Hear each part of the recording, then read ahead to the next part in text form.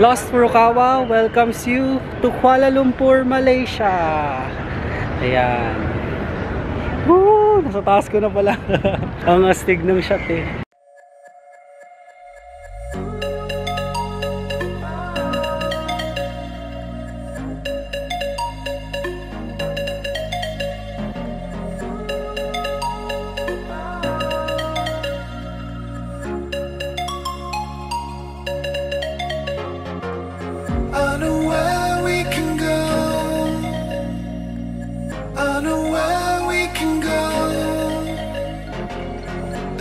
So you and me will kiss the sky goodnight. Just run away with me, darling. We'll get real lost. We'll get real lost again. Just run away with me, darling. We'll get real lost. We'll get real lost again.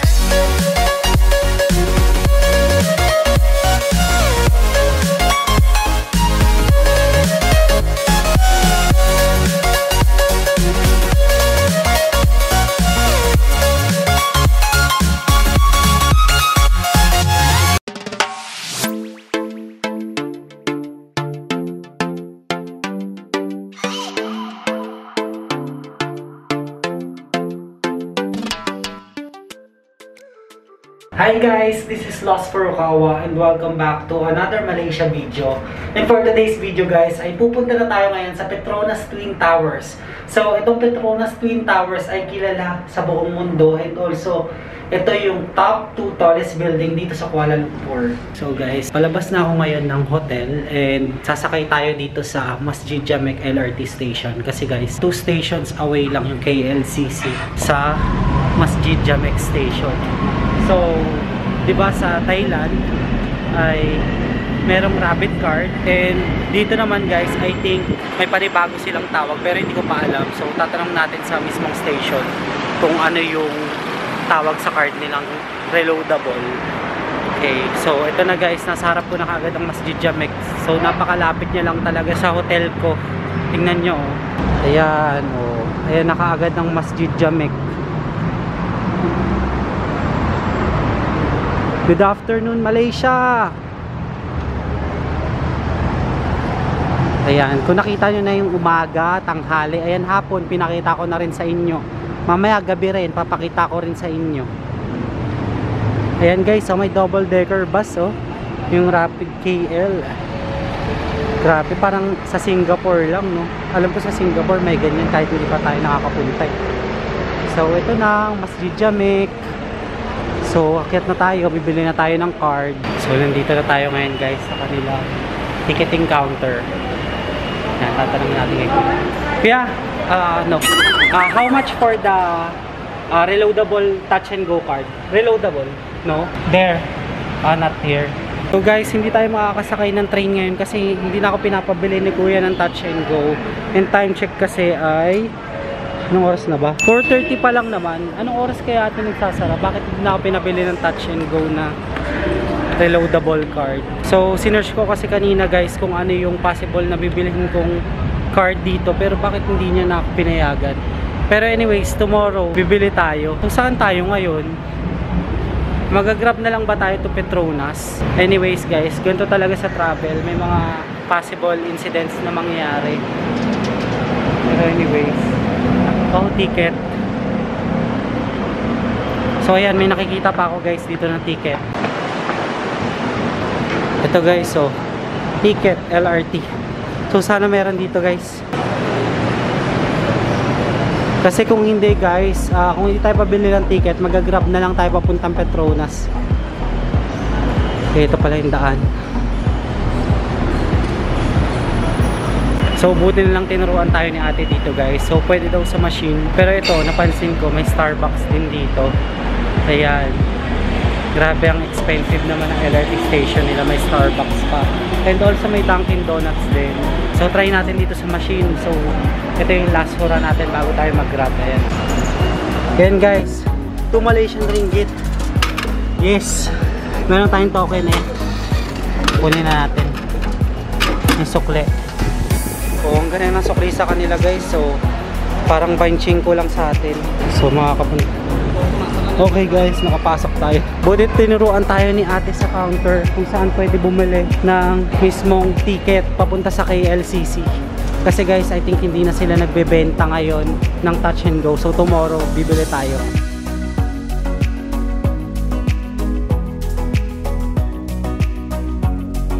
Napakataas ng kanilang escalator guys. Tapos kung aakit ko, mahahapo ka talaga dyan, papayat ko. Guys, finally makakapunta pa rin tayo ng KLCC nang hindi tayo nag-grab. Ang binayaran ko lang is 1.80 Malaysian ringgit. Tapos yun na, nakakuha na ako ng single journey ticket. Sayang naman hindi tayo nakakuha ng touch and go card ngayon. So saan tayo ngayon?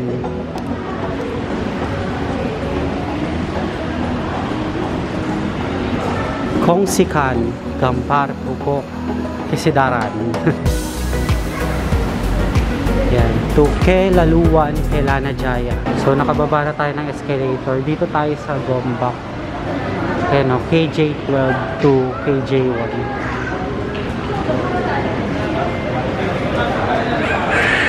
Ayan o, kasi ngayon KJ12 tayo, tas KJ10 ang KLCC. Yan guys, so kanilang train station.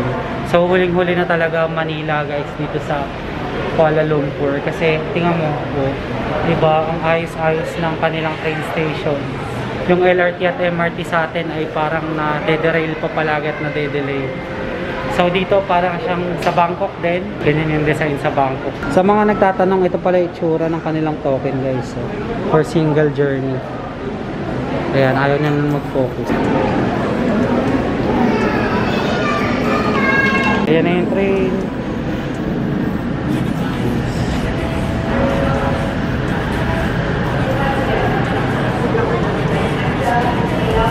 Dito pala.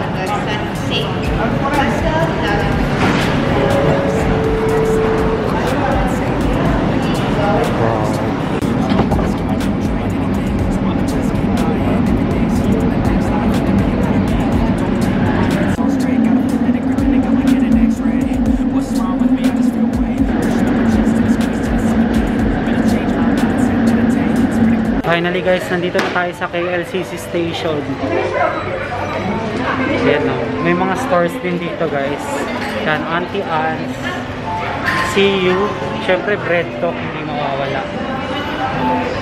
So, saan dito yung palabas guys? Walang sign papunta sa Petronas Tower, Keluar. Nakakita naman ako ng Keluar, so exit yun.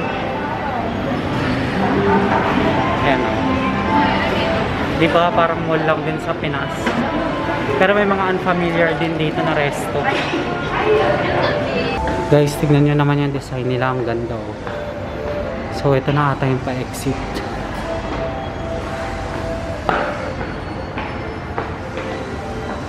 Ganda. Guys, nakalabas na ako ng mall. And AK Avenue Mall pala yun. So, nagtanong na lang ako sa local guard kung saan yung papuntang Petronas Tower. Oh, ito. Nakikita ko na siya guys. Ayan na siya guys. Grabe hingal ko kasi panay lakad talaga dito simula kanina pang umaga. So ito palang Petronas Towers guys ay located dito sa Suria, KLCC. So dyan tayo papasok. Grabe layo pa pala ng lalakarin natin guys. Pero anyways, alam ko namang worth it ang Petronas. Yan na guys, tatawid na tayo. Excited na ako makita. Excited na ako makita ang Twin Towers. And also, makapag-picture. Siyempre, napaka-importante ng picture taking dyan. Ako, once in a lifetime, makapunta sa Petronas Towers. Woo! I'm very, very excited na. So, nakago pa. Yan, nakago.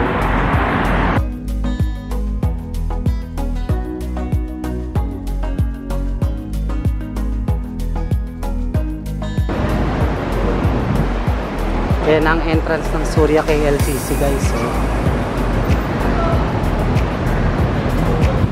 So kadikit pala ng mall guys itong Petronas Twin Towers. So excited na ako mag-KL no? So sana makapunta rin tayo sa KL Towers. And sana hindi close yung sky deck tsaka observation deck. Kasi yun talaga yung ini-aim ko mapuntahan din. So nandito tayo ngayon sa luxury items. Ano, Michael Kors. nakikita niyo. Ayan, tingnan nyo guys, yung mga nakikita.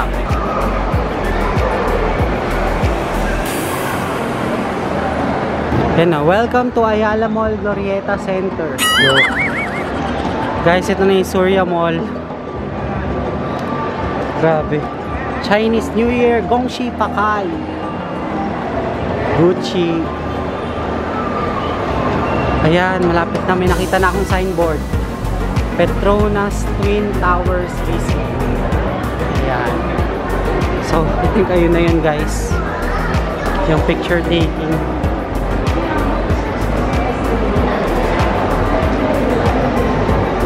Gucci. Finally, palabas na tayo ng mall guys. Woo! Excited na ako makita ang Twin Towers.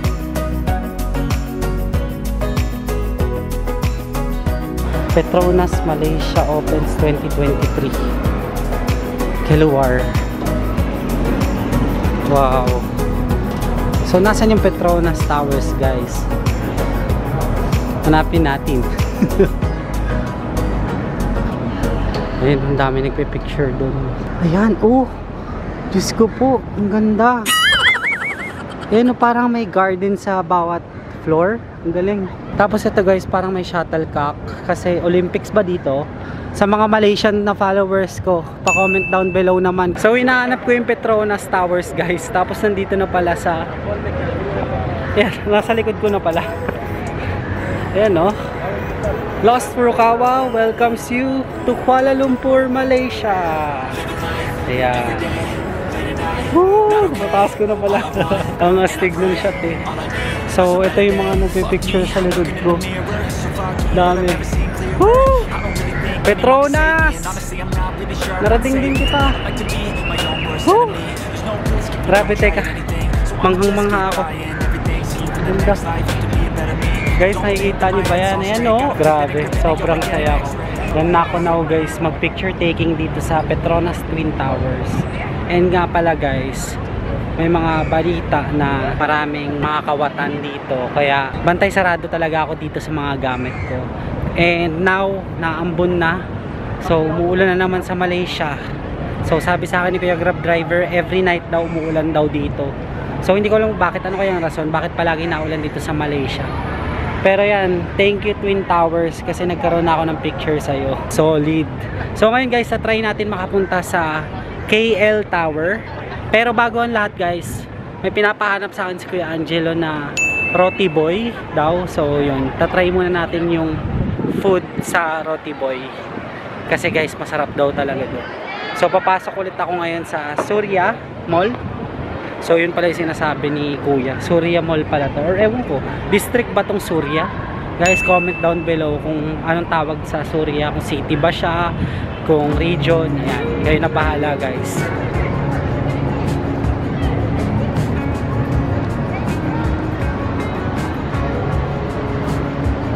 Guys, nakapasok na tayo sa loob ng Surya and napakalamig talaga dito.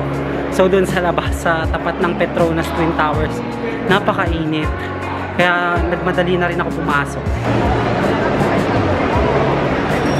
Guys, nakikita ko na yung Roti Boy. Buti nagtanong ako sa guard dito. And tinuro naman nila ng tama.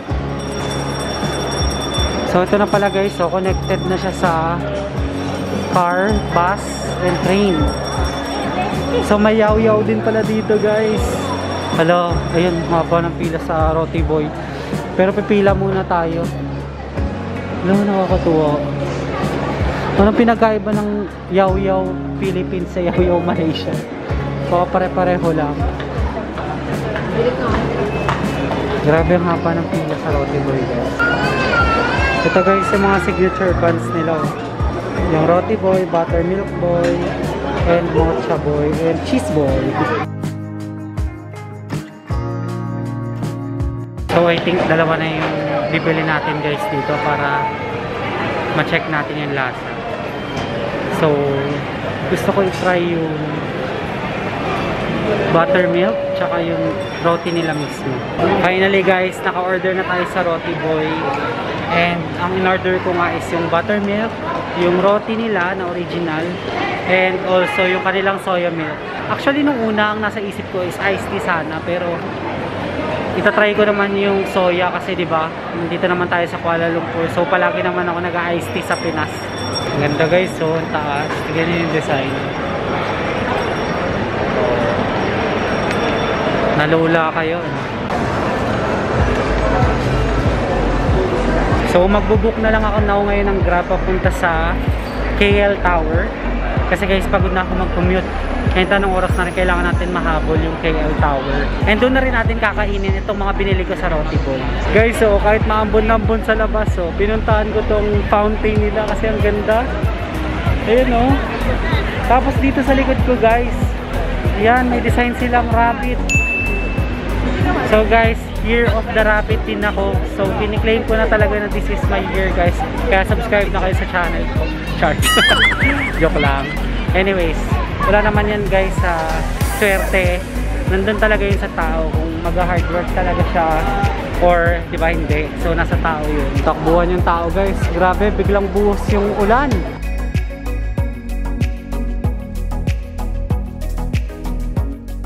Guys, time check, it's 5:33 PM and it's finally raining here in Malaysia. Ayan, bakit ka ba kasi ulan ng ulan Malaysia kapag gabi? Hindi ko alam kung paano ako makakapag-book ng Grab kasi lumakas yung ulan and baka mag-LRT station na lang ako kabalik. So yung KL Tower, hindi na naman natin masusubaybayan. Sayang naman. Bakit ba ulan ng ulan dito kapag gabi? Anyways, ito guys, oh, dito ko na lang din kakainin yung Roti Boy.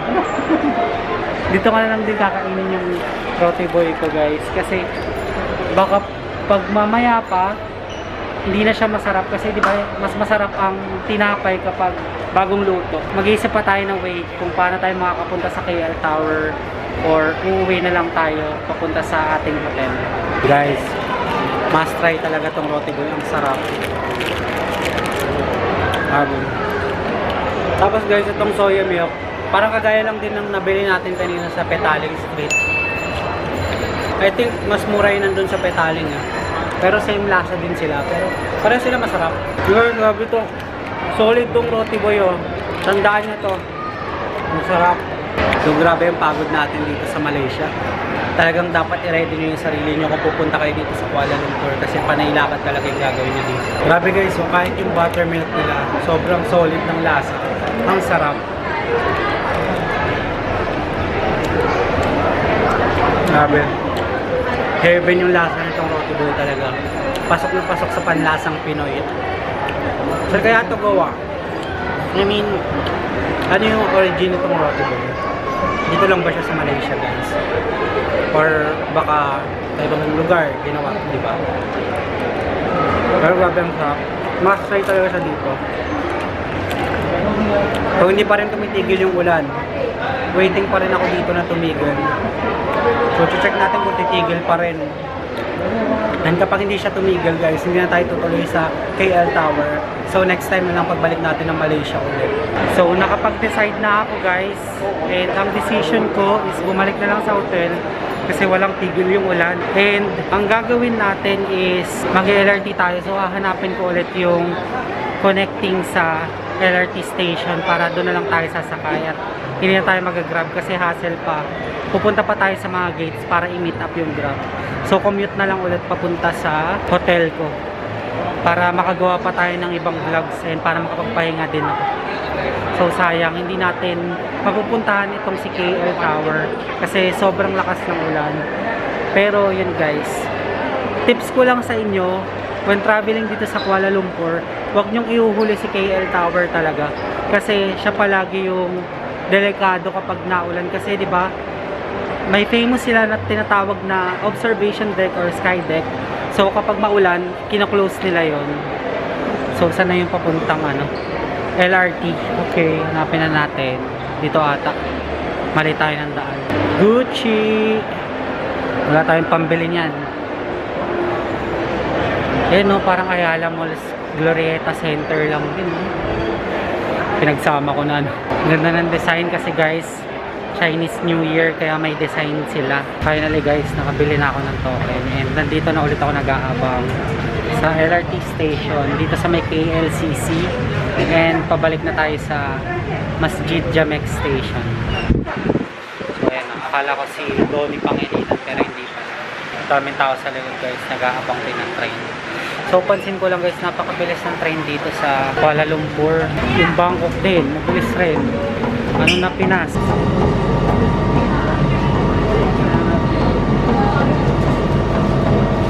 Guys, so ganda yung tsura ng train dito sa Kuala Lumpur. Yan. Para siyang updated LRT sa atin. Stesen berikutnya, Masjid Jamek. Stesen pembukaan ke LRT laluan Sri Petaling. Next station, Masjid Jamek. Alright guys, nakabalik na ako ngayon sa Big M Hotel. And grabe yung pagod ko. Kasi ang sakit na naman ng paa ko guys. Lakad dito, lakad doon kanina sa Surya Mall.